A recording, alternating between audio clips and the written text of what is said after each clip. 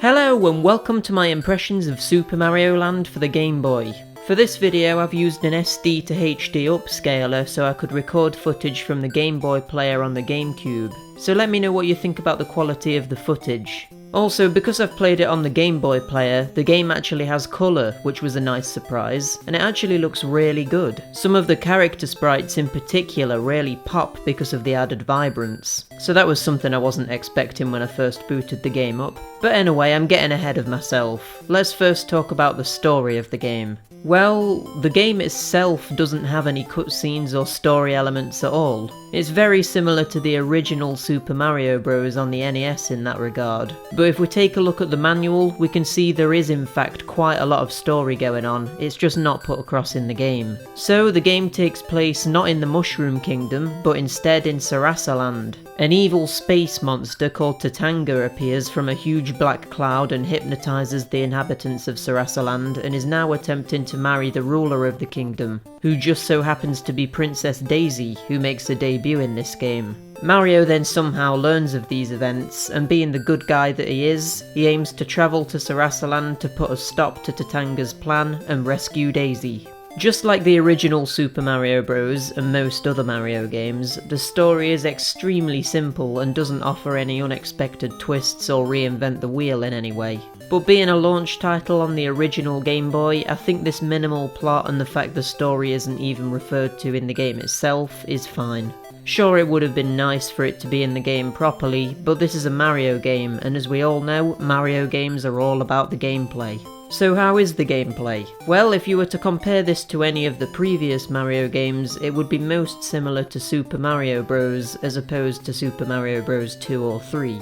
It's a very linear game, simply going from one level to the next with no world map or branching paths, and the control style is more minimal. Rather than having the grabbing and throwing mechanics from Super Mario Bros. 2, we go back to the simple running and jumping from the first Super Mario Bros. Having said that the game is similar to the first Super Mario Bros. Though, Super Mario Land does actually break away from the traditional formula in a lot of ways. For example, this game doesn't feature Bowser as a villain at all, and several staple villains are completely absent. Goombas are replaced by Chibibo, Piranha Plants are replaced with Pacum Flowers, and Koopa Troopas are replaced by Knockabons. There's also a ton of enemies that are entirely original that never make an appearance in any Mario game ever again, like the Toko Toko, Mechabon, Yorin Boo, and more.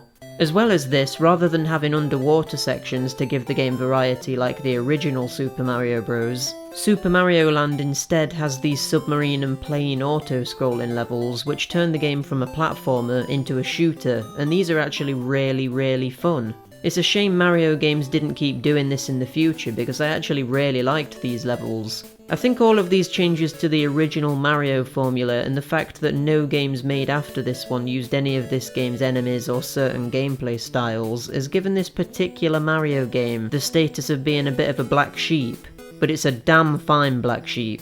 The normal levels follow the standard Mario setup. You simply need to get to the end of a stage, and upon doing so, it will take you to the next level where you'll need to get to the end yet again.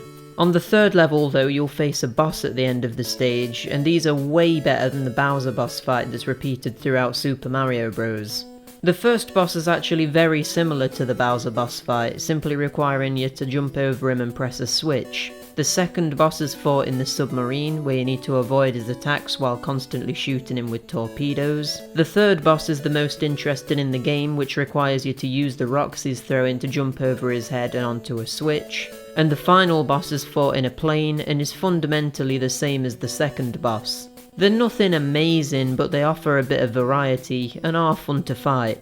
If I was to criticise them, I would say they're way too easy and short, but with this being a portable game that you have to complete in one sitting due to there being no saving, I think this is okay. Instead of hitting a flagpole at the end of the level, you're instead given a platforming challenge where if you fall, you go through a lower door and go straight to the next level. Whereas if you complete the challenge and get to the higher door, you get access to a bonus minigame where you have to time your button press so that Mario collects the highest amount of lives. However, there's also a ladder that moves and could make Mario go up or down a level and collect a lower number of lives, or even a flower, which is this game's main power-up. Like in Super Mario Bros, there's only two different power-ups, one that turns Mario into Super Mario, and then another that gives Mario a new ability. In Super Mario Bros, this was the Fire Flower that turned Super Mario into Fiery Mario, but in Super Mario Land, it turns Super Mario into Super Ball Mario, and instead of throwing fireballs, he throws a Super Ball. This is different to fireballs because instead of throwing them forward and having them bounce on the ground, they're thrown down at the ground at an angle and then bounce up into the air, which basically makes them a lot more useless than fireballs. You have to jump and throw them to be able to hit anything with them, and even then it's probably just easier to jump on the enemies to defeat them. The one advantage the Super Ball has over fireballs is that if you're in a contained area with a ceiling, the Super Ball can actually collect coins for you by bouncing around the screen. But this is hardly ever utilised, so it's a bit pointless really.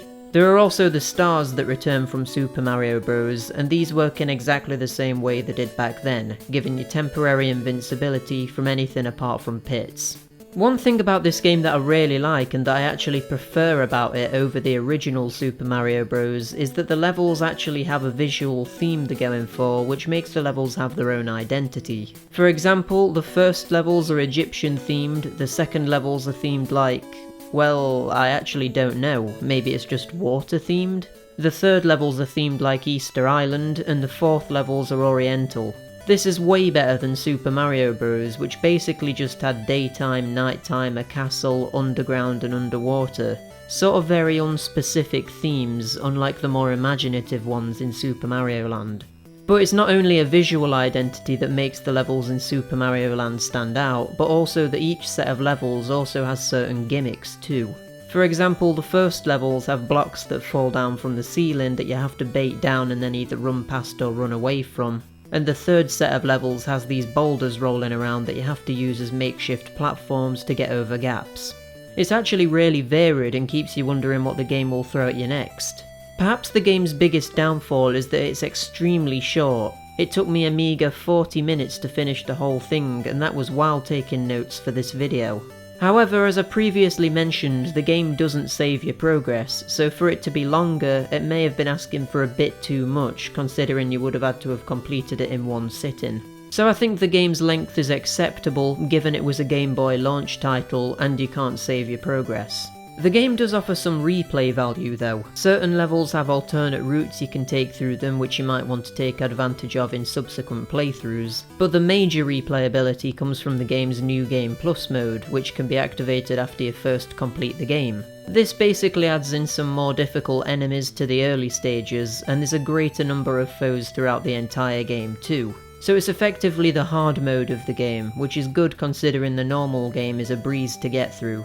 Another thing that's great about Super Mario Land is how there's quite a bit of attention to detail in the game's backgrounds and foregrounds. Each differently themed level will have different shapes for its platforms, and you can sometimes see structures in the background like pyramids, which gives the game a sense of place and depth. Again, this is something that wasn't implemented into the original Super Mario Bros, which really shows how good Super Mario Land was for its time.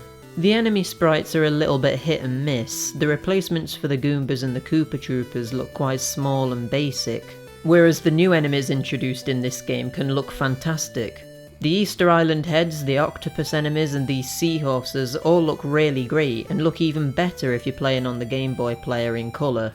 If I had one major gripe with the game's graphics, it would be that Mario doesn't change when he becomes Super Ball Mario, which, if you forget if you've collected a flower or not, could cause issues.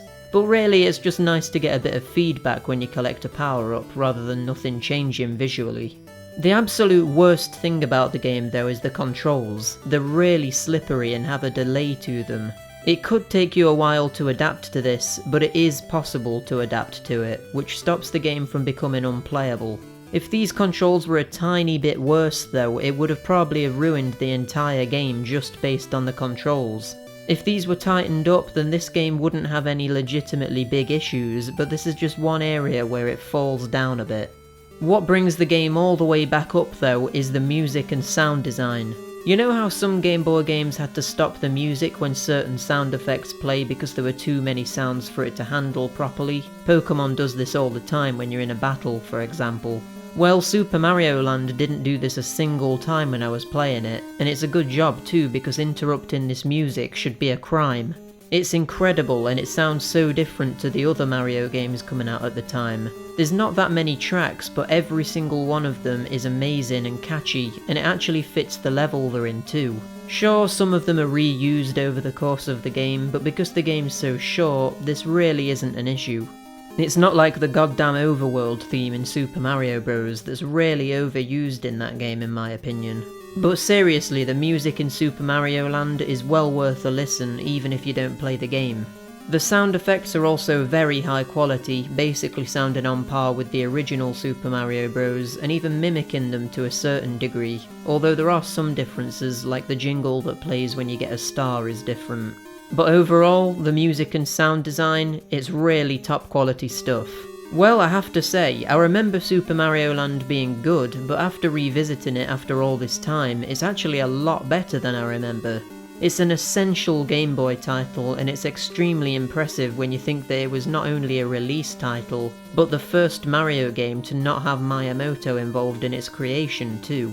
Almost every aspect of the game is great, and it's refreshing that a Mario game attempted something new and broke the traditional formula a bit, especially when you look at it retrospectively when newer Mario games have been released. The only areas that needed substantial improvement were the controls and the story, but these aspects don't ruin the overall game, and I highly recommend you give it a go.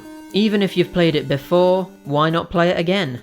The last thing I'll say about the game is that why hasn't the main antagonist, Tatanga, been in any games since Super Mario Land 2? He would be a great villain to bring back in some capacity. Tatanga for Smash, anyone? Thanks for watching my impressions on Super Mario Land for the Game Boy. If you enjoyed the video and want to see more content of mine in the future, then subscribe and leave a comment below. It really helps out with the channel. Also, let me know your thoughts on Super Mario Land 2. And until next time, bye!